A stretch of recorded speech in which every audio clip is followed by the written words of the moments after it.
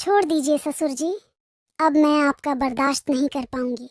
बहुत दर्द हो रहा है। बस करिए जितना मर्जी हो, आराम आराम से करिए। आज तो पहला दिन है। जी हाँ दोस्तों, ऐसा ही मेरी बहू मुझे कह रही थी। आज मैं आपको पूरी कहानी बताने जा रहा हूँ। मैंने कोई ज़बरदस्ती नहीं की थी और ना ही मैंने खुद से ही ऐसा कुछ किया, हालत ऐसा बना दिया था। मेरी बहू ने मुझे यह सब करना पड़ा। मेरा नाम श्याम लाल है। मेरी पत्नी का देहांत कई साल पहले हो गया था। मेरा एक बेटा है जिसकी शादी मैंने जल्द ही कर दी ताकि घर में एक औरत आ जाए। घर में एक औरत का रहना कितना ज़रूरी है, इस वजह से मैंने अपनी बेटी की शादी नीलम से कर दी। को मैंने पसंद इसलिए किया था क्योंकि वह बहुत ही खूबसूरत और अच्छे खानदान से थी। मुझे ऐसी ही बहू चाहिए थी जो नीलम के रूप में मेरे घर में आ गई। मेरा बेटा पुलिस शादी के 1 महीना पहले छुट्टी लेकर आया हुआ था।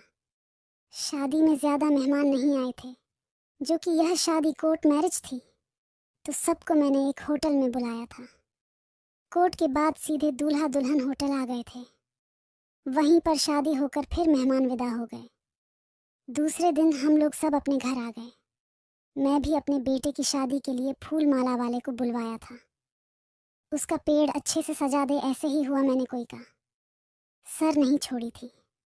अपने बेटे की खुशियों के लिए घर में मैं अकेला ही था। मैं जल्दी से ही सोने चला गया क्योंकि मुझे पता था कि आज का दिन मेरे बेटे बहू के लिए खास मुझे अच्छा नहीं लगा कि मैं देर रात तक जागता रहूं। पर मेरे बेटे बहू की प्राइवेसी में खलल पड़े। रात को अचानक नींद खुली तो मेरे बेटे और बहू में लड़ाई हो रही थी। मैं हैरान हो गया। शादी के पहले ही दिन लड़ाई में बीच बचाव नहीं करने गया। मुझे लगा खुद है, ये दोनों अपने आप को ठीक कर लेंगे, पर ऐसा नहीं हुआ। वह दोनों लड़ते लड़ते मेरे कमरे तक आ गए। मेरा बेटा बोला, आपने मेरे लिए कैसी लड़की ढूंढी है? यह कहती है कि तुम्हारा बहुत छोटा है। मेरी जिंदगी खराब हो गई। कहती है मुझे कुछ भी नहीं हो रहा, मैं तुम्हारे साथ नहीं रहूंगी, मैं वापस चली जाऊंगी। उस इंसान के साथ मैं कैसे रहूंगी जो मुझे खुश न कर सके, जब तुम पहले दिन ही मुझे कुछ नहीं कर पा रहे हो तो पूरी जिंदगी क्या करोगे? मैं हैरान हो गया, समझ नहीं आ रहा था मैं क्या बोलूं। मेरा बेटा बहुत गुस्से में था। दोनों एक दूसरे के ऊपर चढ़ा रहे थे। मैं समझ नहीं पा रहा था कि लड़की जो पहली बार बहू बनकर आई है, और उसका यह रूप देखकर मुझे बहुत गुस्सा आने लगा था। मैं अपने बेटे को बोला, सब ठीक हो जाएगा, और बहू को भी बोला, सब ठीक हो जाएगा। आज का दिन ऐसे लड़ाई करने का। तुम दोनों एक दूसरे के लिए नए हो, किस वजह से ऐसी दिक्कत हो रही है? आगे जाकर शायद ऐसी दिक्कत नहीं होगी। मेरी बहू कोई दिक्कत कैसे नहीं होगी, इसका तो खड़ा भी नहीं होता।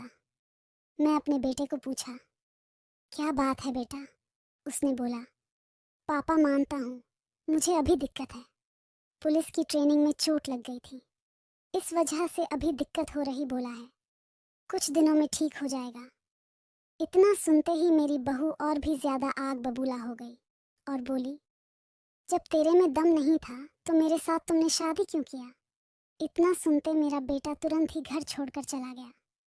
मुझे लगा कि मेरा एक ही बेटा था, वह भी मुझे छोड़कर चला गया है।